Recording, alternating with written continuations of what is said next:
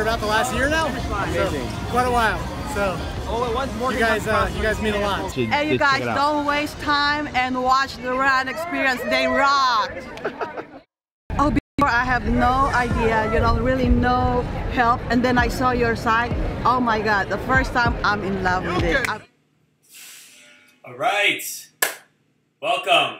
This is actually the second time that I've had to go solo on the TRE live show. So I want to welcome all you guys for heading back to our TRE. This is episode 71, and I think this might be the 4th time that I've gone solo, but thankfully for you guys, I'm about 10 to 15 minutes late because I was preparing a smorgasbord of things to talk about, and it's going to be a shorter show, I think, because I have, you know, some things to talk about, but it just really depends on your questions. So if you have lots of stuff that you want to ask about training, about food, about sleep, I have a couple of things that I've been trying and I want to talk to you about. So let's see who is here. Fod Runner, Force of Dean, good evening, good afternoon to you too. I'm actually working on East Coast time. I was gone in the Asheville, North Carolina mountains all last weekend for about 5 days with my family. So I just got back last night, getting back in the swing of things, and I decided that I have my smoothie here. If you guys have noticed, the smoothie has changed color, which I'll talk about in just a minute. Oh, that's a good one. And so I have my smoothie here, and I have a kind of array of things we're going to talk about in terms of food, things I've been trying. We'll talk to you a little bit about the training that I'm doing right now. I'm in a really good spot with my training, and I want to hear a little bit more from you guys. What is up with your training? What is going well? What is not going well? Let us know in the comments as per usual. Jenna Kins, hey Craig, how's it going? I see that you got a message that you took back. And David Swigett, what's up? So we have a few people in here. I know I'm a little bit late. David Friswell and Nora, that's right. Nora, can you see Nora? Nora has been left in my caretaking. I have an entire front and back on her requirements for the week, while Nate and Aaron are off in the, actually they're going to hit the Smoky Mountains right where I was. So yeah, she's a little dismayed right now because she has not realized that her owners have left us for more than just the afternoon, but she'll calm down. Maybe she'll make another appearance on the show. So let's get started. Let's actually, McKendra Sellers is saying, I eat 1 meal a day. How long should I wait after my meal to do my evening run? That's interesting. McKendra, I was just looking at an article about Ben Greenfield posted on the Wellness FX blog about his take on fasting and the myriad of different things that people think about when they're fasting and the different types of fasting. I personally have gone in and out of doing a 24-hour fast. Actually, it was more than that. It was more like a 30-hour fast. And we can talk about that for a little bit. So in terms of how long should you wait after your meal, personally, if you're eating 1 meal a day, it's probably a pretty substantial meal. And I haven't done the 1 meal a day fast. I tend to do a Sunday night to Tuesday morning fast. And I'm thinking about changing that to doing just 24 hours of, you know, Sunday night to Monday night. Because one of the things that stops me from doing it every week is that I often have plans in the evening. And so I can kind of get by on not having plans one night, but oftentimes it's kind of affects my social schedule to not be able to eat it all on a Monday night. So the 24-hour fast, 30-hour fast is fairly similar in that you go into kind of, they talk about your ketone level rising after about 14, 15 hours. So if you're going to be doing a long run and you're only eating once, my thing would be to follow the same protocol that I do for racing, which is I don't want to have a belly full of food when I'm running long. Like I might want to wait probably like hour and a half, 2 hours, so that the food, most of the stuff is moved out of your digestive system at that point, and you're benefiting from the food and the all the food that you just took in, but you're not holding it in your stomach. So that varies per person because, as you guys know, different people have different stomachs that can kind of sit with things. I personally, my stomach doesn't bother me that much. Even really hard track workouts, I've never really had, like I don't refund during track workouts or hard workouts all that often. I know some people have, stomachs that are a little bit more sensitive, and so you want to be attentive to that. But if you're eating one meal a day, I imagine that you're going to go through a glycogen spike and come down. And you know, some people want to run fasted, and that is a way of training, because when you're fasted, you are, depending on how long you've been fasting, you can be in that ketogenic state, and that simulates having like a low glycemic, low blood sugar basically, and a low glycemic level. And so like if you really want to train at a fasted level, it may impact how hard you can go, but for things like the long run, you know, there are people that do it. I mean, you just talked to Dean Karnazes, not that he is somebody you want to benchmark off of, but he was telling us he, you know, drinks a cup of coffee and then goes out for, you know, a 26-mile run in the morning. So there are lots of different ways to do it. I would experiment, really. All right, Edward Wickham. Greetings from Alaska. Good to see the plants are thriving. They are thriving, aren't they? How come I can't see the rest of this? I gotta pop this chat out. I'm gonna be able to see everything. All right, here we go. Now I can see all you guys. Jessica. Jessica says she's not going to be pulled in this week. How do you know that? I was actually thinking about emailing you and Edward to see if you want to come on, but I have kind of a plan for all the stuff we're going to talk about today. So, first of all, I want to talk about food, and I want to talk about sleep. Both are things that I think that I struggle with to get, and I'm always dialing in to see if I can get them better. Sleep is something I don't really worry about that much, or have not in the past, because I tend to sleep not that much, but I sleep pretty well in that I don't have trouble falling asleep, and I don't have trouble staying asleep or going back to sleep.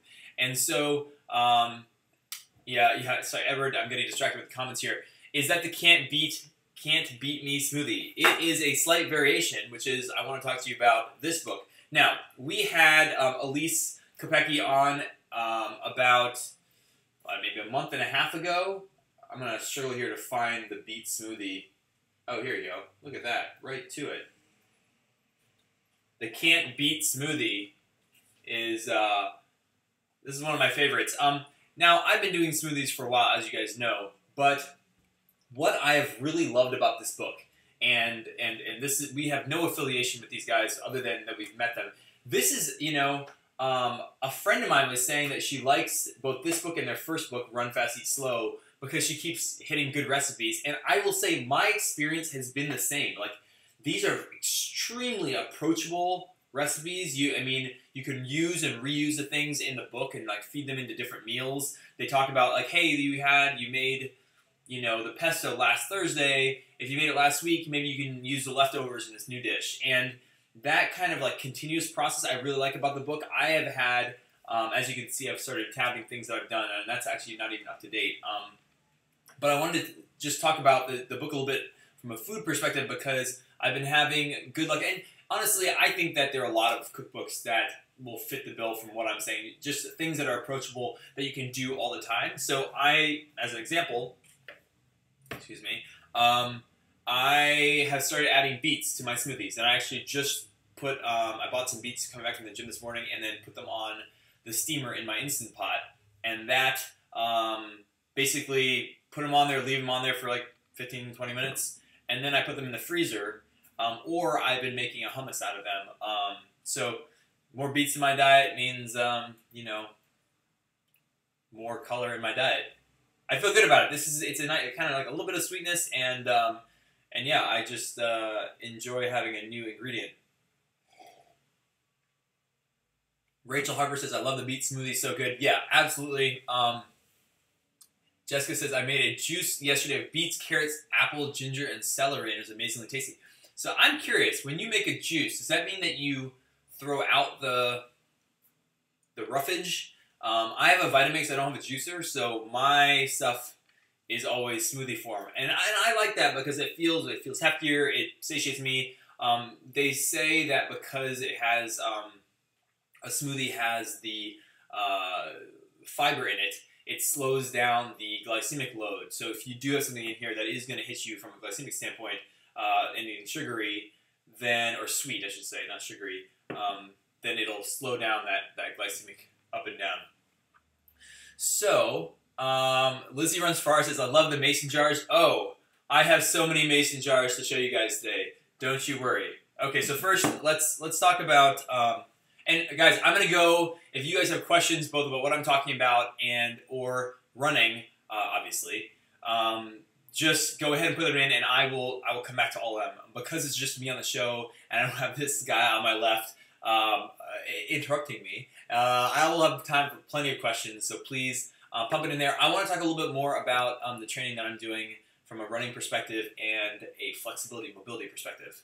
But let's not get ahead of ourselves. So first of all was this book. I want to talk about that because I have had a bunch of good recipes. So as an example, one of the ingredients that I find them putting into a lot of their recipes is coconut milk.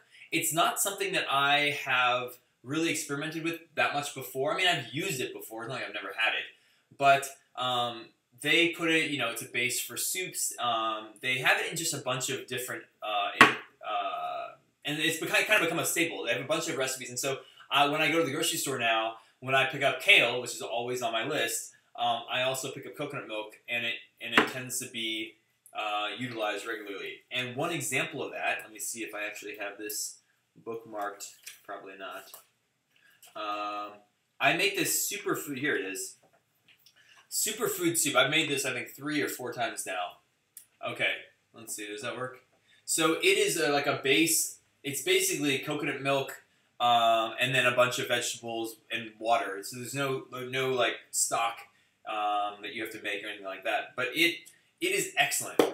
Lime juice seems to be the killer key ingredient because you need some acidity. But I make it, and then I live alone other than when Nate's eating all my food, and so I make it, and then I'll make like a decent sized batch, and then I put it in mason jars. As you guys know, I'm obsessed with mason jars. So I put it in mason jars and then freeze it. And I just got back from a trip last night, and what the greatest thing to come home and be like, okay, I'll just thaw out 2 cans of this, and I'll have food for today, tomorrow, and probably farther than that, depending on if anybody else is eating here. So another just amazing addition from that book. All right, let's see what people are saying. Yes, juice is a straight shot of enzymes. You can put it into bread. Oh, okay. So you use what I'm seeing is that you guys are using the pulp of the juice into other recipes. That is interesting. Let's see. Yeah, Edward, I talked to Nate about Chicago, and I did not hear about your race yet, so I would love to hear about that. The superhero muffins. Oh, interesting. I have not done the superhero muffins, which goes into another thing that I've been doing, which is I've been off sugar completely since my last vacation. So I guess that's about a month and a half, maybe almost 2 months now, a month and a half now. I have done this now. I am addicted to sugar the same way that a lot of you guys are addicted to coffee. You can, up to you to call which of those is the worst or better addiction to have. But I really wish I was addicted to coffee instead of sugar because coffee is just, in my opinion, probably a lot healthier for you than sugar. And so when I get into like a cycle where I'm like okay eating sugar and I get used to it, a bag of gummy worms is nothing to me. Like I could go through the entire thing and not even blink an eye, and I'll do it kind of mindlessly. So occasionally, I've found that the only thing that really works to get me off of that is to go cold turkey, like no sugar. And I've gone as long as 8 months. I found that after that amount of time, it was hard to even have it in small amounts, which I do want sugar in my life. Like I enjoy, Jenny's ice cream from Ohio. If you haven't tried Jenny's ice cream, it's like an enhancement to life. So I definitely don't want sugar out of my diet completely, but I want to have a healthier relationship with it, and that I don't feel like I'm getting into a cycle where I'm just eating more sugar with time. So I'm currently on a no sugar food plan. I don't like the word diet. And that means that the sweetest thing I have all day is this, which has, it does have a touch of honey in it, I think. I can't remember if I put it in today. But it really just has fruits and vegetables in it. So it's not super sweet. But, I also have other things that are sweet. These are goji berries. They're apparently not coming, they're a little stuck. But I really like these. These are, I mean, I don't even know what the designation is of calling something a superfood, but that is how I was introduced to them, and I have found that I enjoy them a lot. They're a lot more tart than raisins, but I enjoy them a lot more than raisins. And so I will snack on these, not a whole lot, but I'll keep these in, and I'll put them in smoothies as well. What else do we have here? Oh, we got so many people commenting. Jenna says, my favorite is oat milk. So good in smoothies or anything. Okay, Jenna, I would love for you to educate me on oat milk, because I kind of feel like we've gone, we were dairy-based at one point. I know I grew up that way. And then I never really was big into milk. And then we went off into the world of, like, nut milks, almond milk, cashew milk, whatever it is. If you live in California, it seems to me that you can squeeze just about anything into a white liquid, and then it's a different type of milk, which is fine. There's people have cereal milk, which is just milk that tastes like if there was cereal once added to it. And I am curious, coconut milk, somebody's saying, they use, other than flavor, of which I like almond milk from a flavor perspective, what is the benefit of making things like oat milk? And if it is just for flavor, awesome. Do oats have gluten in them? I'm not gluten-free, so I'm not really up on this, but are there versions of, if there's oat milk, does that mean that there's wheat milk or some other sort of bread milk? Yeah, and I don't really know I haven't delved into it. This sounds like a question for Elizabeth, our nutritionist on staff, and I'm hoping to get her on the show next week. So, yeah, maybe you can educate me. Let's see. People were talking about mushroom powder. Oh, yeah, Nate and I have had that coffee before, too. I'm not a coffee person, so it was not a huge thing for me.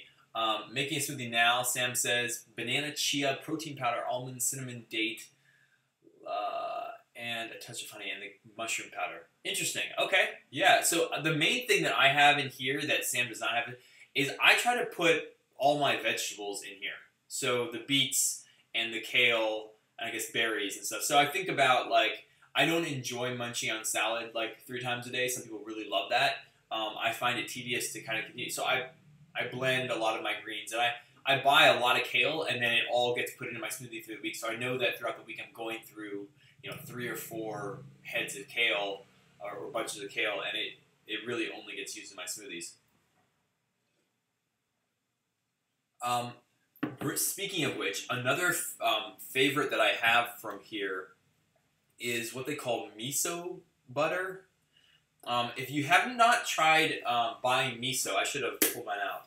It feels weird to leave here and go get miso since Nate's not here, but you can buy miso in just like a packet, and you mix it with butter. The recipe's in here. It's like a couple tablespoons for like a half stick of butter. You mix it up, and then you just use the butter as per normal. It's an amazing thing. It really changes the flavor of stuff, and you can do something simple like saute up greens. So I'll use that for, like, I just bought bunches of kale today. So usually I chop this up, wash it, chop it up, and then put it in a freezer bag and put it in the freezer.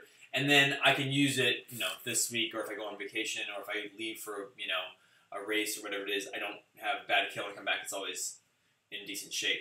So Jessica says there's no bread milk that I know of. Oats have gluten, so getting gluten-free oats is a must to stay away from gluten if that's your thing. I'm pro-gluten still, so I mean, not pro-gluten like it's a moral stance, but I'm just that I enjoy bread that has gluten in it, and I'm not gluten intolerant, so I'm hoping to keep it that way. Oat milk is very sweet, and that is why I like it so much. Okay, so it's a flavor thing. I will have to try it. Is not goat milk. Goat milk is a whole different topic that I'm not going to delve into without Nate here. Okay, so I have one other new item that I just ordered a bunch of online. And if you're vegetarian, of which I have been in the past, you're not gonna like this, but this is beef jerky. But I really don't enjoy beef jerky. Like, it's never been a thing. I don't get the little packets at the gas stations when you're on the road. Like, it's just not what I reach for. Duke's has me question that. They're just they're like just a little higher quality, which makes a huge difference when it comes to something like beef jerky. Like, I've looked into how these things are made. It seems like a cool company. I don't know them personally, but I was introduced to these by a friend when I was on camping, and I was like, "Wow, these are actually decent beef jerky. I would probably eat this." And they have a couple of like 6 or 7 different flavors. So I was at the airport yesterday, and I wanted a non-sugar snack, and I didn't have time to stop for food, and so I picked up a pack. These are pretty good. I don't recommend eating them on airplanes because, yeah, I felt bad for the person sitting next to me, but. You know what? They're pretty good. And so I ordered a couple more types of this to see if I like them. It's a protein source. It is high in sugar. Sorry, not in sugar, but so much in salt. And so, like, yeah, I don't know if I want to, how much of that I want to consume in one day, but it's pretty good. Edward Wickham says, I'm having a hard time finding miso paste at my local grocery stores. I've wanted to try it in some of Elise's miso-based recipes. Yes, I think I just bought it at, like, a Whole Foods. I know you live in... this is an example. Miso Fast Greens. It's literally just greens and garlic and olive oil and then the miso butter. And it works. I mean, it really literally does change the dish. So I recommend it. I'm sure that you can buy miso online. So I would recommend that if you have a hard time finding it. I know that we've talked about this before, but I just want to do another... This is always, like, I always have these in my pantry. And I would have squealed at the idea of sardines if you told me 10 years ago, or especially 20 years ago. But sardines are, you know, they're more sustainable from an environmental standpoint than the larger fish. They are very, very nutritious. This has got 21 grams of protein in this packet. And there's only 3 or 4 little fillets in here, so you can definitely go through one in a sitting. There's a recipe actually in the book on adding them to pasta, which was a new thing. I loved it. It was great. And then I will add I'll just eat these with crackers. Specifically, Wild Planet is what I like. Now, I've tried a lot of different brands of this, and they can be really fishy and really not fun in some of the ways. But these ones are usually like the larger fish, and this is like, if you eat fish, this is an amazing thing to have as like a snack that does not go bad and is always around, and you just keep it. This is kind of like the thing, like if I desperately need to eat and I have not made enough time. This is where I go. Oh, Stephen Brown, they made your Lizzie runs far. Did you fart on the plane? No, it's just like when you eat. It's not when you eat these. There's like when you open the bag. There's an aroma of like sausage and like I don't know. I'm always when people eat like an entire meal that like very smelly food in the plane right next to you, it's not the best. So I started on this and decided I'm not going to do that to my seatmate. Yeah, so Stephen Brown was giving us the details on oat milk. Let me show you his. There you go. Shayna Scott says, "Who needs sardines when you have salmon?" If you live in Alaska like Edward does, and probably have access to like fresh salmon that's amazing. Maybe not. For me, like I do have access to salmon. But this is like super, it is very, what do you call it? It doesn't go bad, whatever the word is for that. And so getting fresh salmon, I have to eat it, you know. If you're buying canned salmon, I actually prefer this to canned salmon. But that's just me. All right, guys. Actually, I have more food stuff here. I brought a lot of food stuff out. But I'm anxious to kind of get into the sleeping stuff. Maybe we'll finish the food section. Yes, Lizzie, we all do it. I appreciate you mentioning that. Not all of us do it on the plane. Okay, so a few weeks ago, I told you I spent the weekend with my friend Jess. If you guys have not followed Jess, if you look up on Instagram, Garlic Press Jess. Oh my god, I totally forgot. We're going to give away Goodr sunglasses. I really wish I had a pair here. Where are my Goodr sunglasses? Goodr sunglasses. Click the link below. I didn't have a pair here to show you guys, but Goodr sunglasses. We met the company last year at the running event in Austin. I liked what they stood. I like what they stood for, which is like not super expensive glasses, but it's still solid quality. Really like perfect for runners because they're not just a running sunglass. You can definitely wear them out. And then yeah, they hug your head. I like them. I do think that, you know, if you have a bigger head, they have a slightly larger pairs. There are 2 sizes, but I've enjoyed them. And then we are giving away 3 different pairs. So if you sign up below, click the link below and you'll get the Gleam link. You guys know the drill. It'll be there, and we'll do that drawing next week. So back to what I was saying. Garlic Press Jess. If you look at Garlic Press Jess on Instagram, you can kind of get to her stuff. She is a local cook here in town and a friend of mine.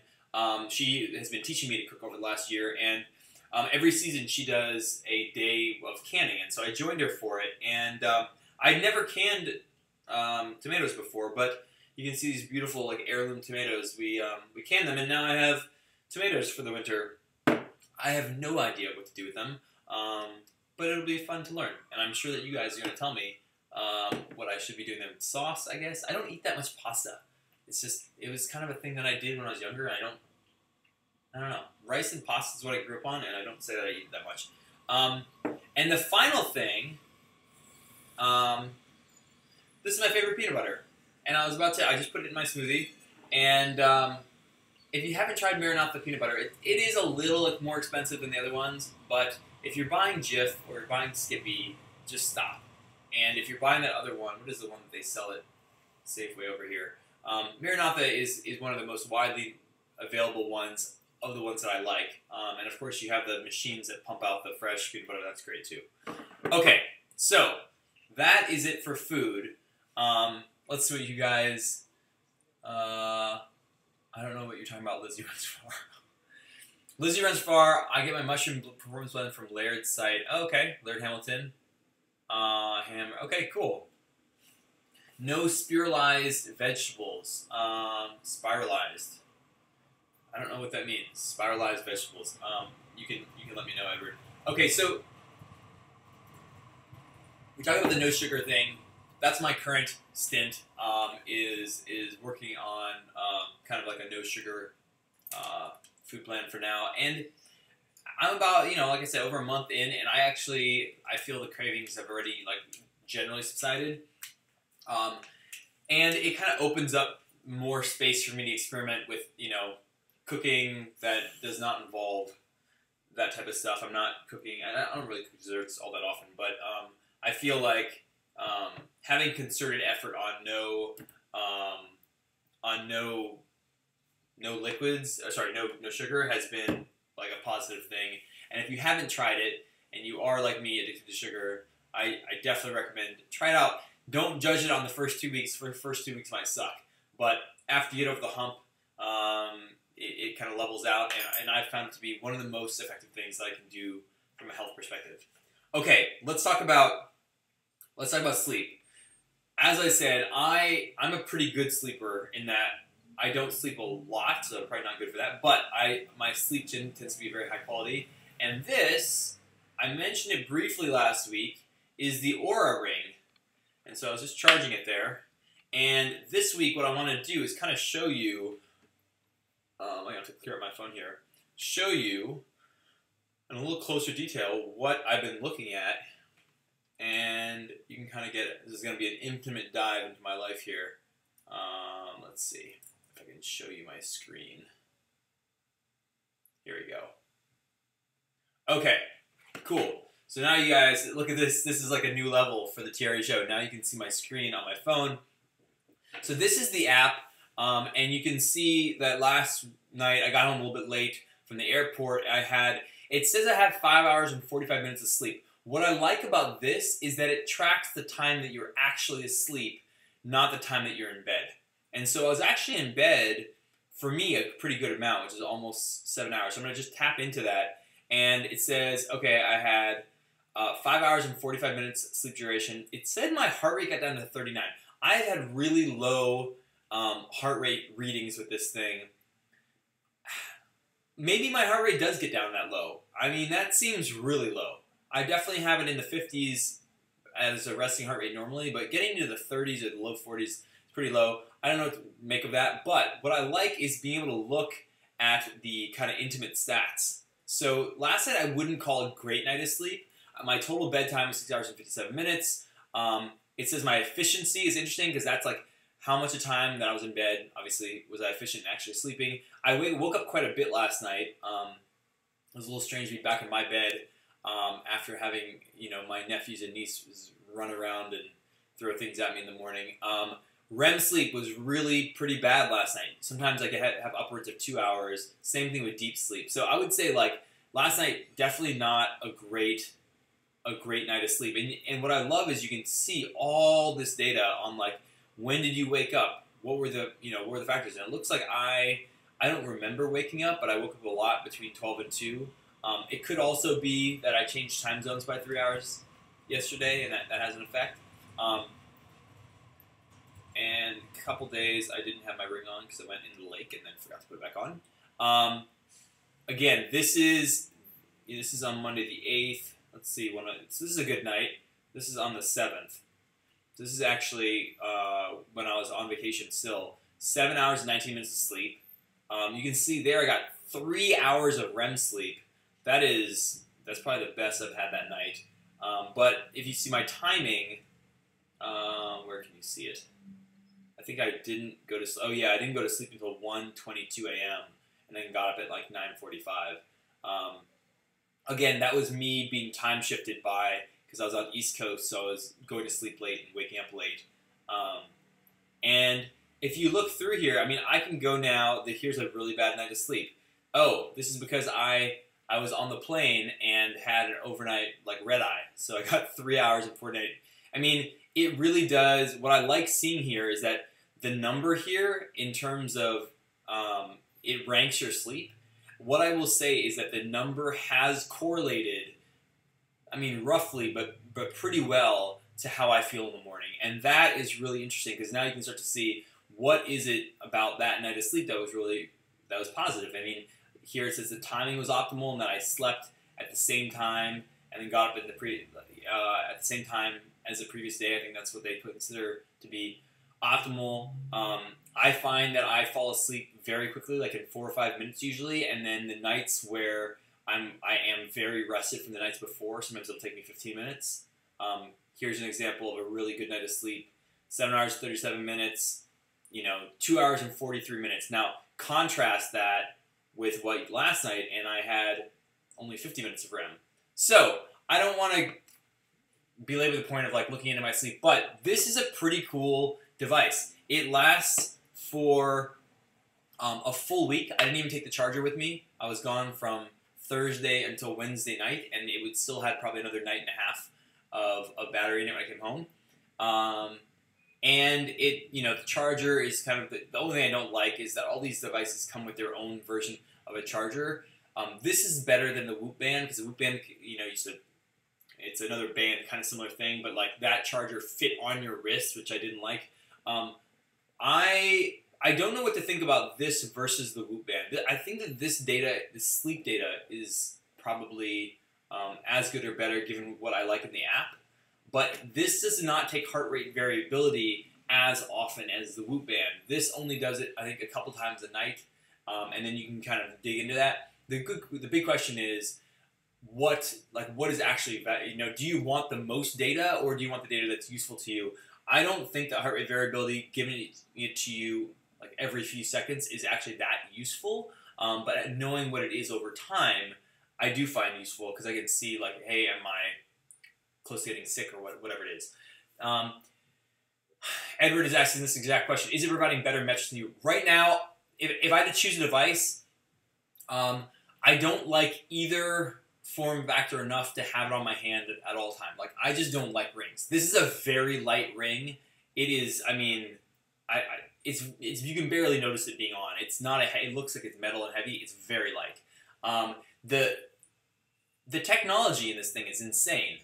I mean, the fact that they fit a battery and wrapped it around the ring and that it lasts for a week is great. As a form factor, this wins over the Whoop band, although I will say, like, I don't like having a big thing on my wrist. I also don't like having a ring on. Generally, I don't want to have any of these on. But this definitely wins. From a metric perspective, if you want heart rate variability being measured all the time, Whoop band's your thing. If you want the sleep data, as I showed you before, I can kind of pop out of this. Hold on. Then I think that the Oura Ring wins for sure. I think you have to decide whether you want a ring on your hand or not. One of the things that I've thought is that I think where I'm going to end up after I finish testing this for like probably another month or so, I'm probably going to end up just keeping this on my nightstand and then using it when I sleep. I don't really care about the data of how many steps. It does steps and it measures your activity. I don't care about that data during the day. I know that I exercise plenty. I'm not worried about getting enough exercise. The only thing that this does that might be of some use is that it tells me to get up every so often. It's like, hey, time to stretch your legs for a little bit. You've been sitting down for a while. That is a, I think it's a positive thing, but I don't necessarily need that. And so I think I might just use this as a sleep aid. That way I don't have to carry it around during the day, but just use it at night. And that, your mileage may vary on that. Edward asks, do you find that your meditation practice impacts your sleep? Ooh. That is a good question. I have not meditated since my vacation, just as crazy. So what might be interesting is to do this for a week and I'll report back with my meditation. I've never thought of meditation as being a replacement for sleep. I meditate for like 20 minutes. Even if that is 20 minutes, like I don't think of it as a restorative physiologically. I think of it as a thing that is a driver of my life in general, like the way that some people might treat their religion, like that's where meditation fits into my life. And then from an emotional standpoint, I find that like I've never had a temper really, but like just my ability to like take in like stimulus that might be frustrating and then not react in the moment, but just notice that comes up, that has greatly improved through meditation. So meditation for me is not, I don't really think about it in terms of sleep. I would guess that any sort of sleep doctor would not say this, to replace sleep with meditation. What I will say is if you tend to have your mind racing and like are anxious, I do think that meditation provides benefits that might help you with that, which in turn might help you sleep better. So we are at 12:50. Oh, cool. We got plenty of time. So, guys, Lizzie Runs Far says, I love Maranatha. Great. Awesome. Edward says, I don't know if it's correlated, but since I've started meditating regularly, I find the amount of REM sleep I get each night greatly increases. That is interesting. Huh. Okay. Yeah, I mean, my understanding of REM sleep is that is your body kind of taking, like kind of assimilating a lot of the information and stimulus that you took in through the day, which is why you get kind of dreams involving things that might have happened during the day. That is my understanding of it. I have not heard that about meditating, but I will meditate and then report back next week, because that is kind of an interesting thing. What I do like about this ring, actually, speaking of looking at meditation, is that when you have like data on this stuff and you can see it, like if you run, you know how you feel, but you also can look at your times. You can track it in a running log and do different workouts and compare them back to back, or week over week, or month over month, and see how those things change. With sleep, we don't really tend to do that, even though it has possibly a greater effect on our life than even our running, because of all the reasons that you know. And so what I like about this ring is that I've wanted to, but have not yet established a baseline, but like start to do things like cutting off device access after 10 o'clock. There's actually things on the iPhone now that allow you to do that, or doing only like the glasses that cut out all red light, so you only see the kind of blue spectrum light, using an eye mask, making the room a little bit colder, things like that are known to be good hygiene. One of the things that I have found out from this device is that I don't register when I wake up at night. Like I don't actually remember it consciously, but I can tell that it is affecting my sleep. And so when I have a girlfriend, stay over, I've found that my sleep is significantly worse through the night because I do tend to get up, even though I don't remember that in the morning. So the way I recall it, it doesn't actually tend to affect me. Kyle Niebuhr says, "Hey, sorry I'm late. Kyle from Louisville. Good to see you, Kyle. I was just on the phone this morning with my mom and my cousin, who they're all in Louisville right now, and they were asking me what the best burger is in Louisville. So if you know, let me know." All right, so guys, look, the Oura Ring is not cheap. It's a few $100s, I think, and you got to get a sizing kit, and then. But if you are into this type of thing, this has so far been one of the more interesting ones, and we've tried out a bunch of them. Like we have the Fitbit, we have the Whoop Band, we have the Oura Ring, and we have we cycle through these, and I will say this is a pretty impressive one, especially if you don't mind having a ring on your hand. So I have not talked about running and training yet. But I'd love to hear what is going on. Edward, you haven't told me how your Chicago Marathon is going, or how it went. I have been increasing my mileage, not because I'm not actually going to be in town when Nate runs the half marathon, the Berkeley half, which is both fortunate and unfortunate. It is unfortunate because I won't get to race, and we won't get to race, but it's fortunate because Nate will probably beat me again, and then I'll have to deal with that. But actually, I've been putting in more mileage, and together with that, I have been going to yoga. I have a yoga class tonight. I did CrossFit this morning, and yoga does not feel like a workout to me as yet. I think there's no way for me to. I'm only able to push to my ability level. I'm not able to push based on my exertion really, and so. So I've been kind of doubling up when I go to yoga, but going once or twice a week. And even when I don't go to yoga, I've been doing my own, for like 6 months now, I've been doing my own mobility practice, which I've talked about a little bit. And I'm starting to bring in some of the movement stuff from Ido Portal. If you guys don't know who Ido Portal is, you should follow him or one of his disciples on Instagram.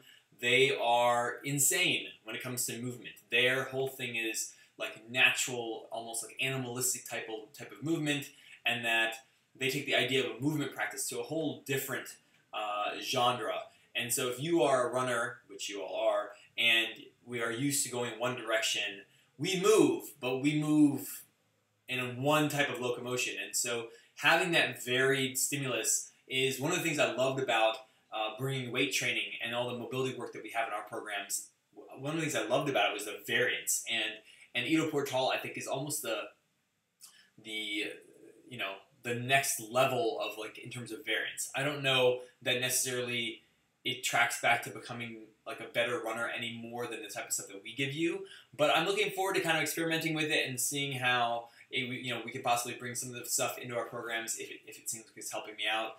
But definitely from a flexibility, mobility standpoint, it asks even more of my body than the weight training and like the barbell stuff and kettlebell stuff and the mobility stuff that we do with the running experience. So I'm kind of having a good time. Ooh, Kyle says Muscle and Burger Bar. That is vote number 2. I've heard about that place, so I will definitely pass that on. So I'm experimenting with that and trying to get more into my mobility. One of the things that Nate and I did is that you can't see it from here, but I installed a pull-up bar in the house, and you can do pull-up bars on it, but also just from a hanging perspective and getting full rotation of your shoulder. There's a lot of benefits people talk about in terms of hanging because one, grip strength is important if you're doing any sort of weight training, but having that kind of time where you're hanging, has an effect on the compression in your spine. It has an effect on like keeping you in a fully extended position with your shoulder, which is something that we're not normally in. We're usually the opposite when we're hunched over on a keyboard. So here are things that other things that I'm working on. And so I think that, if you guys have not checked out Ido Portal, definitely check him out. It's IDO. I'll type this in here.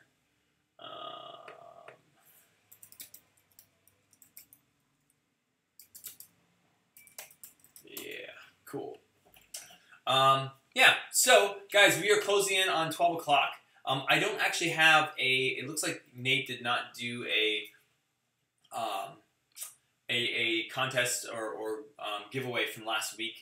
They were in Chicago, so they did one at Chicago. So I don't have one to do today, but I did start one. So again, click the link below and then sign up for the Goodr glasses. We have about 50 people on here, and I'm sure there'll be another 600 to 800 people that check us out afterwards. So you have a pretty good shot at getting a pair of Goodr glasses sent to you, and Jessica will be the one sending them to you. And so all you gotta do is click the link below, get entered, and then she will post those next week. GDK Mouse. I have not seen you on here yet today. I recently ran the North Shore Marathon in Auckland, New Zealand, and it was one of the slowest ones yet, just over 7 hours. I found that I do not have much mobility, flexibility, advice. Oh, man. So much advice. GDK Mouse. GDK Mouse. Yes, that's it. So, first of all, mobility is a core part of what we talk about at the Run Experience. We talk about, mobility, strength, and technique as kind of the cornerstones. Now, everybody, no matter what running program you do, is going to tell you to go run. But those are the core tenets that I think that we include in our programs to make them more complete and to give you options as things and problems come up. You have a little, problem with your IT band, or you have, something's in your lower back or your hamstrings. Giving you options to both strengthen and work on technique so that you don't have imbalances. And if you do not have much flexibility and mobility, my advice is look at our injury prevention program. It is a mobility program that kind of goes head to toe. Has a lot of good stuff in there. Mobility WOD has a lot of great stuff. Not necessarily targeted at runners like ours is, but it encompasses that stuff. And all the information in the world is not going to help you unless you have a regular practice. And a regular practice, it does not take much. It takes 10, 15 minutes a day. And the thing about mobility is that you need to build it into your day. I raised this yesterday or last week, but I brought this board out again because I've been working on my ankles.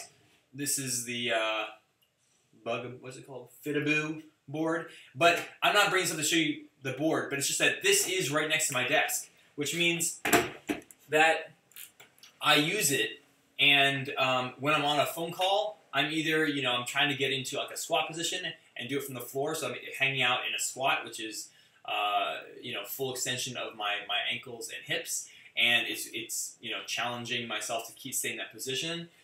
Or I'm like looking out the window and on that board, so it's working on my dorsiflexion of my ankle. Now, I'm not saying you should do those things necessarily, or you can go hang on a bar, but having accessible areas during your workday where you're not sitting down like this all day like on your computers with your legs cramped up, but you have some sort of practice which is getting you moving and getting you trying to reach those end ranges of motion at least once a day. And we say 10 minutes, but if you have, if you sit down and watch TV in the afternoon or in the evening, Netflix immobilized is Nate's phrase, and I love it. It's the idea that, like, hey, don't sit on the couch. Just get yourself to sit on the floor for the first 10, 15 minutes and, like, move around through a couple of ranges of motion. If you're wondering what to do, that's where, our injury prevention program can help you out. And any of the, weekly running tune-up is actually perfect for this because we have a mobility portion that we put in every week, and just rotate through with that program. I mean, I do this myself. So I think that if you are having a problem with mobility and flexibility, it is the thing that will become more and more of a problem over time. So definitely try to address it. It does not take much time. It's just a habit. Father, another great show. Hey, thank you so much. You know what? It is not easy to do a full show by myself. I appreciate you guys hanging with me and jumping in the comments. Is mobility just stretching exercises, or is it more? It's more. Stretching, usually people talk about like elongating your muscles. Mobility is this idea that encompasses some of that, but really it's about range of motion through your joints. So does that include, hey, you need to have some, elongation of your muscles? Yes, but truth be told, like a lot of times the problem with people is not so much that their hamstrings aren't long enough.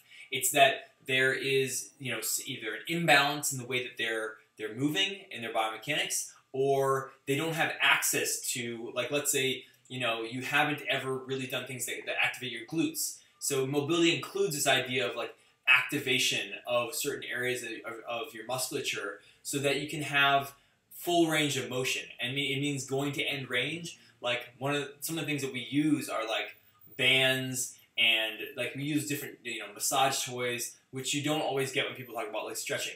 Stretching for runners is like, hey, put your leg on the fence and do a hamstring and then swing it.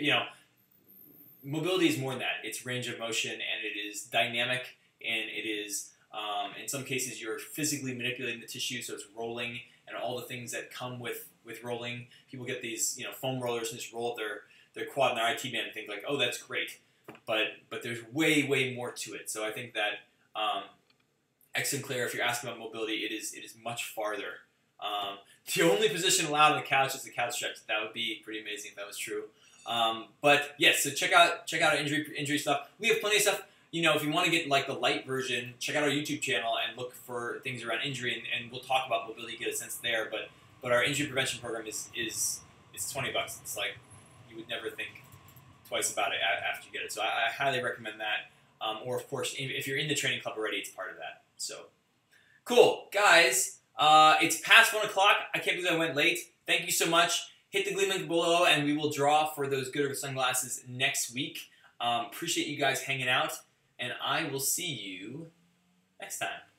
See you later. You guys mean a lot. And you guys don't waste time and watch the run experience. They rock. Oh, before I have no idea, really no help, and then I saw your site. Oh my God! First time, I'm loving it. I've been watching it. I mean, I was not running. I just started like 4 years ago. Now using this run experience application that is really helpful, and I love it. I recommend it. The whole program, I loved it, but things that I didn't know, it was how to practice the drills and also the warm-ups after running, and also breathing, and also the other options that you have to avoid injuries. Yeah. That is great.